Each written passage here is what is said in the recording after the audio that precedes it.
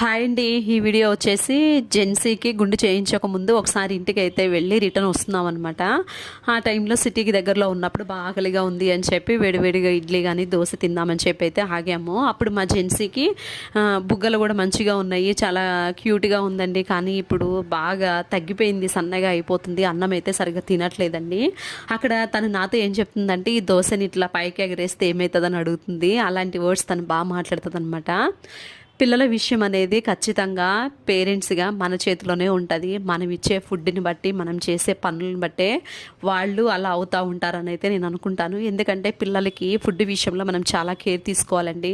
ఎంతవరకు న్యాచురల్గా లేదంటే హోమ్ మేడ్గా మనం చేసి పెట్టినవి ఇవ్వడానికే ప్రయారిటీ ఇవ్వాలి ఖచ్చితంగా. ఈ బిస్కెట్ ప్యాకెట్లని, లేస్ ప్యాకెట్స్ అని ఇట్లాంటివి ఎంత అవాయిడ్ చేస్తే అంత మంచిది. మేము అవాయిడ్ చేస్తాం చాలా కాలం, తర్వాత మళ్ళీ సడన్గా వాళ్ళు ఏడిపిస్తున్నారనో ఎట్లాగో వాళ్ళ డాడీనే కొనిచ్చేస్తారు.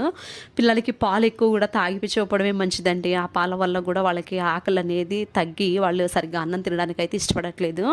రాగి జావ తాగినా కూడా ఇలాగే చేస్తున్నారు. ఇలా చాలా ఫుడ్స్ అయితే మనం అవాయిడ్ చేస్తూ కొన్ని చేంజెస్ అయితే చేయాలి ఫుడ్ విషయంలో, అప్పుడే తింటారు.